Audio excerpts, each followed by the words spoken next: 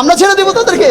বলেন বিনা কারণে 12 বছর জেলে, আমি 8.5 বছর 8.5 বছর অ্যাবস্কন, 3.5 বছর ফর্মাল জেল।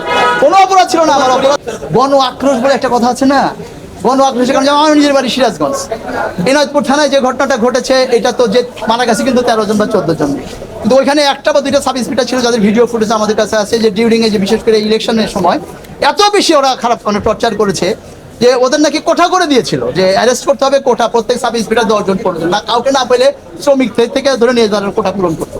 তো যাই হোক, তো এরকম একজন বা দুজন সাব ইন্সপেক্টর ওখানে খুব এনায়তপুর আপনারা যারা সিরাজগঞ্জ মার্কস জানেন, মানুষকে একটু রিসোর্স করতো, পয়সা করি আছে ব্যবসায়ী, তো ন্যাচারালি যাদের ওদিকে আগ্রহ হতো ওইটা করতো, তো প্রচণ্ড ক্ষোভ ছিল।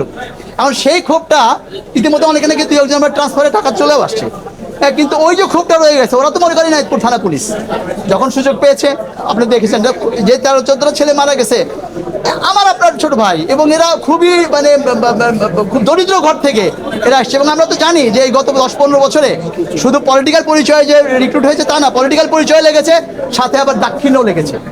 তো এই যে তারা, এবং এই টাকাগুলো, আমি তো জেলে ছিলাম, আমি একজন কারারক্ষীর ব্যাপারে জানি যে সে পরে সুইসাইড করলো। হ্যাঁ, কেন? যে তার বাবা টাকাটা যে দিয়েছিল চাকরি নেওয়ার সময় সুদে টাকা দিয়েছিল, সে টাকা শোধ করতে পারছে না, সে সুইসাইড করলো। আপনি দেখবেন খোঁজ নিয়ে, ওই দলীয় পরিচয় চেতনা ফেতনা যাই থাকুক না কেন, ওটাও লেগেছে, আবার সাথে এটা লেগেছে। এই টাকাগুলো তো ওরা এখন ওর বাবা বলতেছে আমি টাকা দিব কোথায়, আমার ছেলেও গেল, টাকাও গেল, সবই গেল। তো এই যে জিনিসগুলো ভিক্টিমাইজ হচ্ছে, কিন্তু ওরা গণ আক্রোশের শিকার হচ্ছে। তো এইটা থেকে যে ভাই যারা এই কাজগুলো করেছে আমরা ছেড়ে দিব তাদেরকে? বলেন বিনা কারণে 12 বছর জেলে, আমি 8.5 বছর অ্যাবস্কন, 3.5 বছর ফর্মাল জেল। কোনো অপরাধ ছিল না আমার। অপরাধ কর্তব্য অবহেলা, যেখানে মানে কর্তব্যই না। ঘটনা ঘটছে বিবি এভিনিউতে, যেটা ডিসি আমি ছিলাম ডিসি সাউথ, আমার এলাকার মধ্যেই না, অর্থাৎ আপনার সিরাজগঞ্জের ঘটনার জন্য পাবনার এসপিকে অবহেলার দায়িত্ব দিয়ে আমাকে এটা করেছে। এরকম তো অনেকেরই আছে ভাই, তারপরে তো আমি বেঁচে আছি আপনাদের সামনে। ব্রিগেডিয়ার আজমি আজ পর্যন্ত আসেনি, এরকম দেয়ার আর সো মেনি অফিসার যারা এখন আসেও নাই।